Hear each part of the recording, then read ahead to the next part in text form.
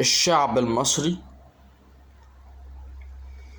فجوره العلني، وبيع حريمه بالرخيص، بيع لحم حريمه بالرخيص، دمر مصر.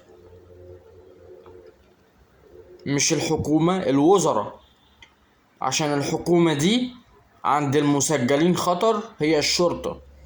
لا، الشرطة مجرد سلطة تنفيذية، رجال السلطة العامة أو التنفيذية بينفذوا أمر النيابة وأمر القضاء فقط لا غير. تمام؟ فالحكومة ملهاش دخل، فخامة الرئيس ملوش دخل. الخراب نابع من الشعب المصري، من فسق وفجور العلني للشعب المصري وبس.